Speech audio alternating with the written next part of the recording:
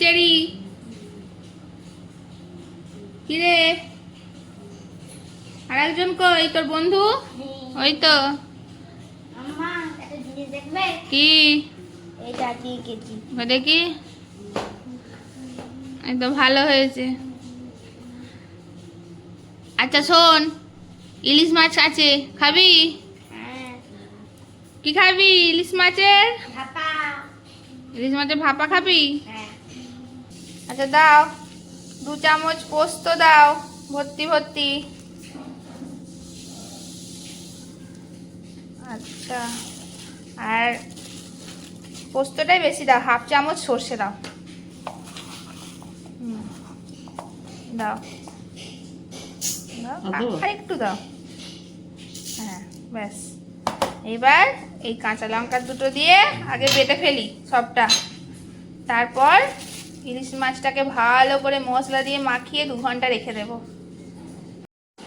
আচ্ছা, এবার ইলিশ মাছটায় প্রথমে এই যে পেস্টটা বানালাম, পেস্টটা দিয়ে দেব, ঠিক আছে?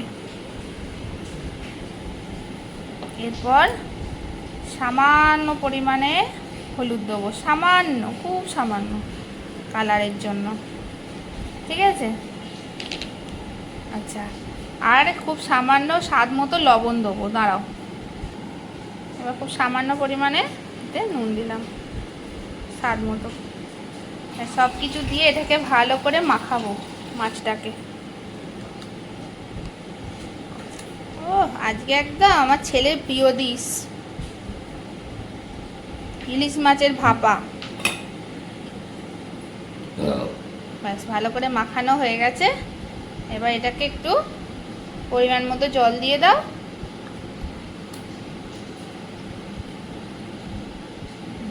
দুটো কাঁচা লঙ্কা দিলাম, চিড়ে রাখা।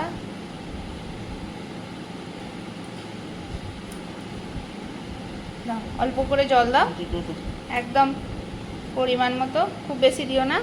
ব্যাস ব্যাস ব্যাস ব্যাস, আর জল লাগবে না। এবার আসল জিনিসটা দাও, কি বলো তো? সরিষার তেল। এতেই তো স্বাদটা আসবে।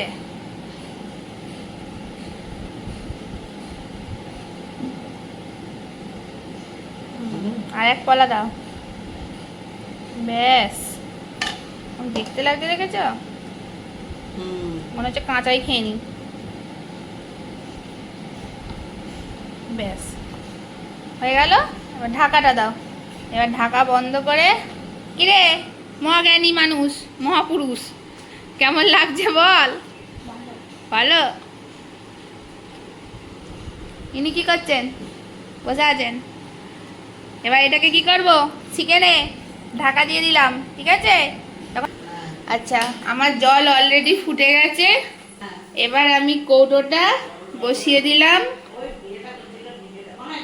মা, গ্যাসটা বন্ধ করেছিলে?